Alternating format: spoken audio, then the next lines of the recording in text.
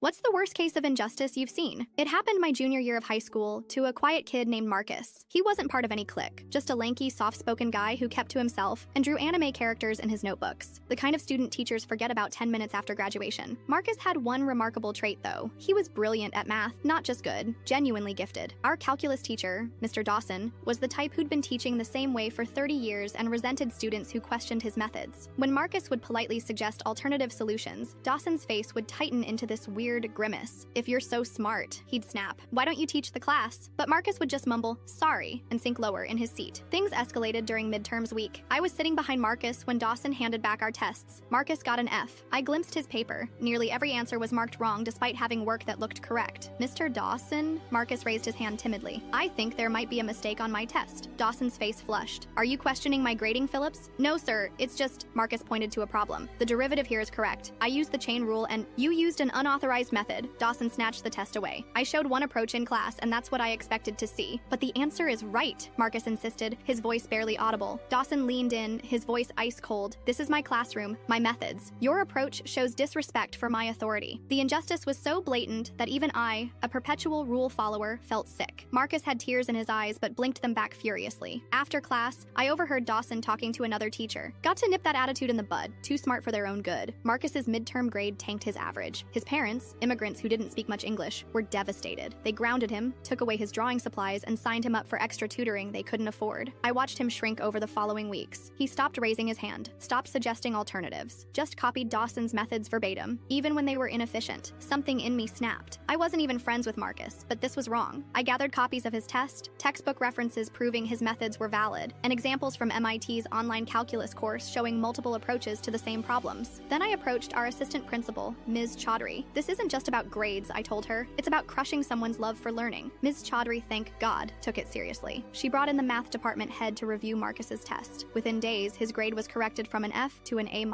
But the damage was done. Even with his grade fixed, Marcus never participated the same way again. He'd learned that being right wasn't enough. You had to be right in exactly the way authority wanted. During graduation the following year, Marcus received a scholarship to study engineering. When his name was called, Dawson clapped with this tight smile like he'd had something to do with Marcus's success rather than nearly destroying it. The real injustice wasn't just one bad grade, it was watching someone's intellectual curiosity, maybe the most valuable thing a student can have, get systematically crushed because it threatened a teacher's ego.